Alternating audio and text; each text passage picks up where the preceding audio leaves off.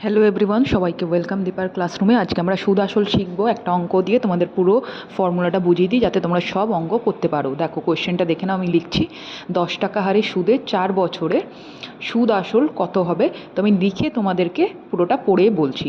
এই দেখো, 10 টাকা হারে 4 বছরে সুদ আসল 4,000 টাকা হলে আসল কত হবে। তো ফর্মুলাটা আমি তোমাদের বলে দিচ্ছি। এরকম যত অঙ্ক আছে তোমার বুকসে তোমরা সব সলভ করতে পারবো। 9-10 এক্সামের জন্য বসো কি গভর্নমেন্ট এক্সামের জন্য খুব ইজি। তো এই হচ্ছে ফর্মুলা, 100 ইন্টু সুদ আসল ডিভাইড 100 প্লাস সুদের হার ইন্টু সময়, মানে কত দিনের জন্য, ইজুকাল টু।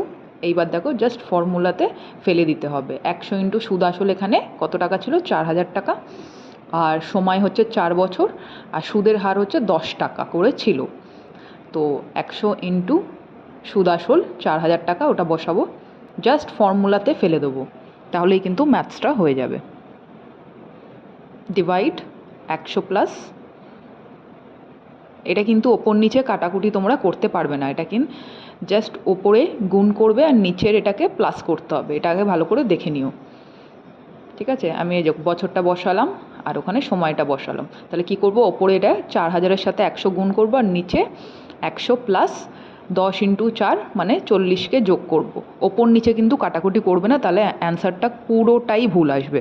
এটা জাস্ট ওপরে আমি গুণ করলাম আর নিচে এটাকে 100-এর সাথে এটাকে প্লাস করব।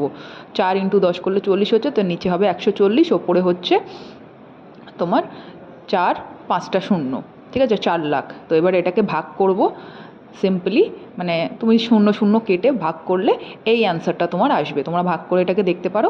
তো আরও যদি এরকম ম্যাথসের ক্লাসের জন্য সাবস্ক্রাইব করো। এরকম আরও ম্যাথসের ক্লাস করার জন্য অবশ্যই চ্যানেলটাকে সাবস্ক্রাইব করে নোটিফিকেশান বেল অন রেখো অ্যান্ড দেখতে থাকো। Thank you.